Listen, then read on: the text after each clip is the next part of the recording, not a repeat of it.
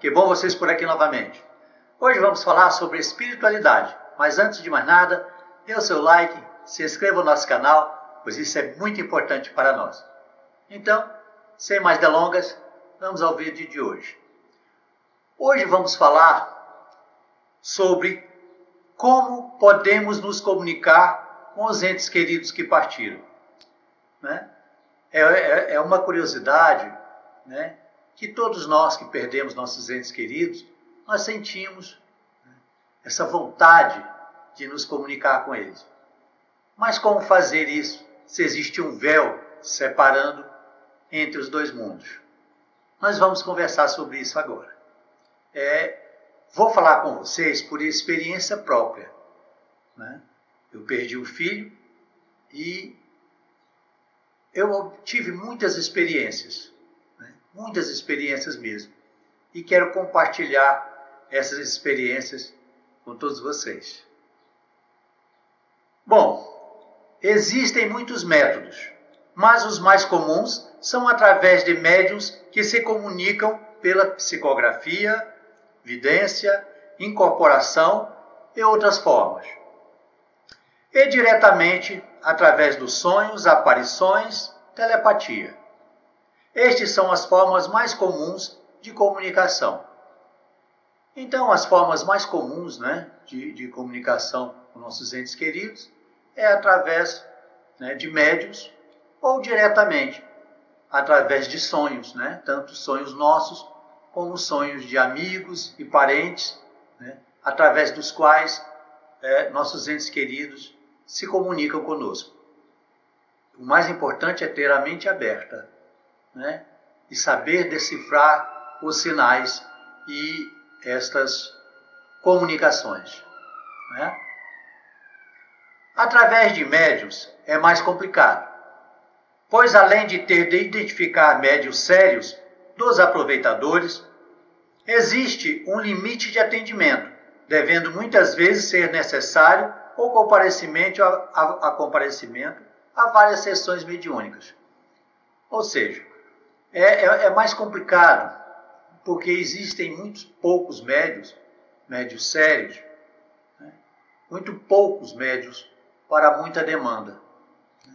Quantos milhões de pessoas não querem conversar com seus entes queridos, sendo que médiuns, né, sérios e comprometidos com a verdade, estes são em um pequeno número. Então a complexidade começa por aí. Outro inconveniente é que muitas vezes a pessoa mora em uma cidade distante do centro espírita, em que o médium atende, ocasionando tempo e despesas com que a pessoa não pode arcar. Então veja, muitas vezes, como no meu caso, por exemplo, né, eu moro muito distante, né, do centro mais próximo em que existe que há psicografia, né, está a muitos quilômetros, né? Eu creio que não conheço direito aqui por perto, né, um médium bom, reconhecidamente bom, pode ter muitos, mas eu mesmo não conheço. Né? Eu moro aqui na cidade de Tucuruí, no Pará. Né? Existe uma médium muito boa, né, que é em Brasília. Minha esposa até está pensando em ir lá, mas tem esse problema, né, que não é só o fato de irmos lá, de arcarmos com a despesa de ir. Né? O problema maior é a questão do atendimento, que não é certeza. Até porque, né, como dizia o médium, né, o Chico Xavier, o telefone toca de lá para cá. Né? Então não há garantia nenhuma de que teremos essa comunicação. Então, o meio mais conveniente nesse caso, para mim, né, a minha esposa é outro caso, mas para mim mesmo, é o contato direto, né, que ele é bem mais eficiente. O contato direto se dá através dos sonhos lúcidos, em que a pessoa está dormindo e o espírito parcialmente liberto do corpo físico pode entrar em contato com o mundo espiritual. Né? Uma das formas, né, de contato direto é através dos sonhos lúcidos, em que nós, né, como espíritos, quando nos libertamos do corpo físico durante o sono, nós podemos entrar em contato com nossos entes queridos no mundo espiritual. Lembrando que todos nós somos espíritos. Eles, nossos seres queridos que partiram, são seres sem um corpo físico. E nós, aliás, são espíritos sem um corpo físico. E aí a única diferença entre eles e nós é que nós temos um corpo físico que impede o contato direto. Durante a vigília, claro. Geralmente, nesses casos, a pessoa acorda sentindo que esteve com seu ente querido, às vezes ainda sentindo o seu abraço e até mesmo seu cheiro. Esses contatos são inconfundíveis. Então, quando você realmente entra em contato com seu ente querido, em um sonho mais lúcido, você muitas vezes acorda sentindo o seu cheiro e o seu abraço, e ouvindo a sua voz. Isso é bastante comum. A pessoa pode sentir a presença do seu ente querido e até mesmo o seu perfume. Pode também o ver de relance. A visão de espírito é mais comum com a visão periférica. Ao perceber o espírito, a pessoa tenta focar sua visão, mas neste caso a visão desaparece. O susto, a surpresa e a ansiedade desfazem o contato. Então, muitas vezes nós percebemos vultos ao nosso lado. Sentimos a presença do nosso ente querido. Então nós vemos aquele vulto. Quando nós tentamos focar a visão naquele vulto, ele desaparece. Porque a visão espiritual, para quem não é vidente, não tem uma evidência mais, vamos dizer, evoluída, e mais desenvolvida, ela se dá assim dessa forma, mais facilmente pela visão periférica. Só que quando você sente aquela presença, você sente o impacto. E aquele impacto que você sente, então você olha. Quando você olha, a conexão se desfaz.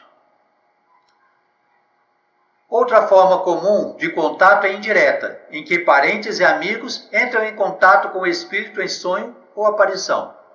Essa forma de contato houve muito, quando meu filho partiu. Que ele vinha através dos sonhos de parentes e amigos, dizer que estava bem, que estava tranquilo. Então, a tentativa dele de nos confortar. Como nós, eu e a minha esposa, estávamos muito desesperados com aquele sofrimento que vocês, se não sabem, imaginam que é perder um filho, então você não tem condições psicológicas para entrar em contato. Por isso, os mentores não permitem esse contato, principalmente nos primeiros tempos, após a desencarnação de um ente querido. Porque isso pode nos abalar, nos atrapalhar e atrapalhar a eles, impedindo o desapego que tem que haver. Afinal, ele vai continuar a sua vida no mundo espiritual e nós temos que continuar a nossa aqui no mundo material. Então, há essa proibição deste contato em diversas situações. Em algumas situações é permitido, mas na grande maioria das vezes, não. Normalmente, a pessoa entra em contato com a pessoa que perdeu seu ente querido, ele dá a notícia de como o espírito querido está e às vezes transmite recados. Eu recebi vários desses. Eu tenho uma cunhada que ela tem essa facilidade, tanto de ver como de ver espírito, tanto em vigília quanto sonhando. Então, muitas vezes ela me deu esses recados, de que, no caso, ele estava bem, tranquilo, e queria que a gente desapegasse, que nós não sofrêssemos por sua causa. Porque essa é uma preocupação dos nossos entes queridos. Assim como a gente se preocupa com que eles estejam sofrendo do outro lado, eles também se preocupam conosco sofrendo deste lado. Okay? Por telepatia também. É outro meio. Com treino, essa forma de comunicação é mais eficiente. A pessoa precisa treinar para saber se a mensagem recebida não é sua, de espíritos zombeteiros ou obsessores, que querem se fazer passar pelo ente querido. Com o tempo, a pessoa aprende e sabe se a comunicação é real ou não. Ou seja, a telepatia também. É possível você entrar em contato com o seu ente querido e isso, graças a Deus, eu consigo fazer. Né? Em alguns momentos eu consigo entrar em contato. Né? E telepatia, agora você tem que saber diferenciar, porque muitas vezes é o seu subconsciente mesmo que está falando com você. Outras vezes são obsessores, outras vezes espíritos zombeteiros, que querem se divertir às suas custas, se fazendo passar pelo seu ente querido. Eu vou contar apenas rapidamente aqui uma situação em que no ano passado, eu fui, no dia de finados, eu fui com minha esposa ao cemitério, ao túmulo, né, onde está enterrado o corpo do meu filho. E é um ritual, né? Nós fazemos questão de fazer todo dia de finado. Então nós fomos lá, oramos, passamos algum tempo, encontramos com outros parentes. E quando nós voltamos, quando eu fui saindo, me afastei do túmulo, assim, mais ou menos uns 5 metros, eu olhei para trás e disse em pensamento: tchau, filho, fica com Deus.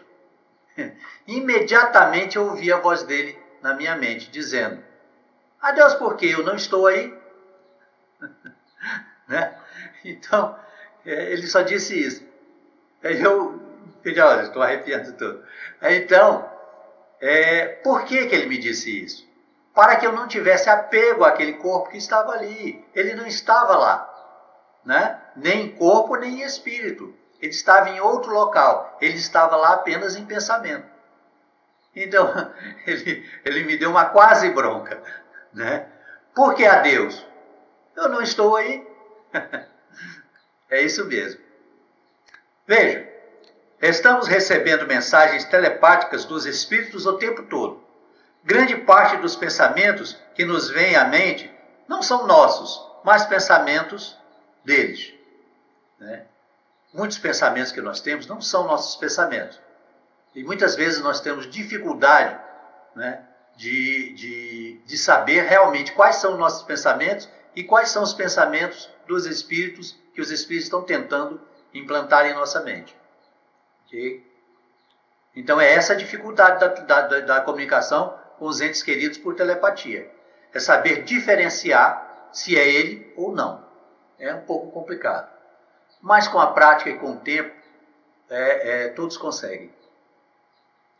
Lembremos que no mundo espiritual, a comunicação é por telepatia. Então eles dominam bem essa forma de comunicação.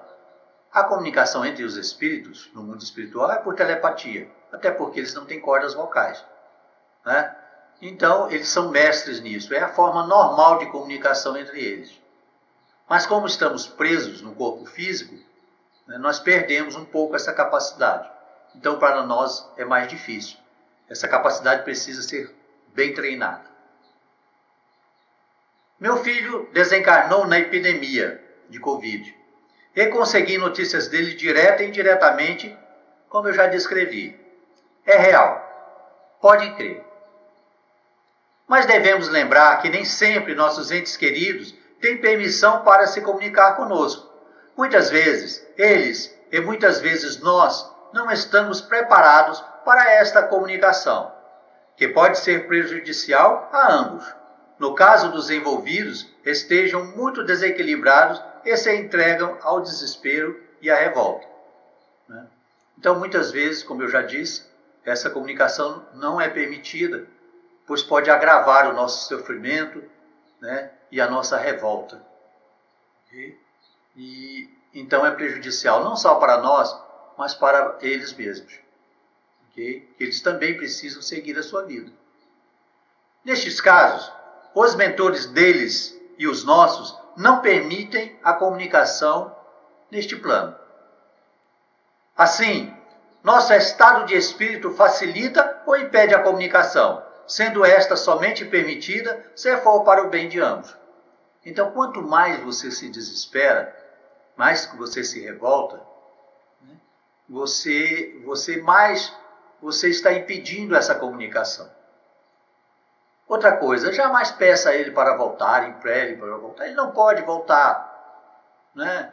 Não existe isso, ninguém volta da morte. Né? A não ser em uma nova encarnação. Vocês vão se reencontrar. É só uma questão de tempo, a vida é muito curta. Vocês passaram muito mais tempo juntos no mundo espiritual do que passaram aqui neste plano. né? Então não lhe peça o que ele não pode fazer, porque ele fica triste, né? Ele quer, né, voltar para lhe consolar, mas ele não pode, e está certo. Nós temos a nossa vida, nós temos que cumprir a nossa meta de vida aqui nesse planeta, né? E eles têm que cumprir a sua meta de vida no mundo espiritual, né? Esse sentimento de posse não ajuda em nada, só causa mais dor e mais sofrimento para todos os envolvidos. Por fim, devemos lembrar que Deus não separa para sempre as pessoas que se amam. A separação acontece sempre temporariamente e para o bem de todos, né? É o que eu disse. Deus é amor, então Deus não separa quem se ama, né? Esta aparente separação é só por um tempo. E essa separação de fato não existe, porque nós estamos sempre em contato emocional, né, e energético com eles. Às vezes eles têm permissão de nos visitar, né, e eles vêm, nos abraçam, conversam conosco, né? Então não existe essa separação, é só uma ilusão, a não ser, né, que você esteja muito perturbado, que ele não tenha permissão de te visitar, ou ele esteja no umbral, mas isso é muito raro, né? E neste caso o seu pensamento, né, não chega até ele. Às vezes chega, mas ele não pode perceber. Confie em Deus e na vida. Tudo é como deve ser. Não temos o controle de tudo. Aceitar isso evita muito sofrimento para nós e para os outros. Então isso é o que eu quis, né, levar para vocês. Como sempre, né, levar uma mensagem de esperança. Por quê? Porque tudo acontece para o nosso bem. Depende de como nós encaramos as coisas. Entendeu? Então, muitas vezes o que parece ser um mal é um bem, né? Muitas vezes as coisas acontecem, coisas terríveis, coisas que nos causam dor e sofrimento, acontecem, né, para nos livrar de um mal maior. Mas temos que confiar em Deus, né? Confiar que tudo que Ele faz é bom, né? Ele é um Deus justo, misericordioso. Ele nos criou, Ele cuida de nós, né? Sem nenhuma condição. Ele nos ama sem nenhuma condição. Seja quem formos. Para Ele não existe distinção nenhuma entre seus filhos. Pensar o contrário é uma bobagem, né? É reduzir Deus à condição humana. Isso não existe. Tá? Então ficamos por aqui. Agradeço a todos vocês pela participação, né? Por assistir esse vídeo. Peço a Deus que nos ilumine a todos, nos abençoe, guie os nossos caminhos, nos dê paz, saúde, prosperidade, tolerância e muito amor e equilíbrio. Um grande abraço, fiquem todos com Deus e até uma nova oportunidade, se Deus assim o permitir. Namastê. Tchau, amigos!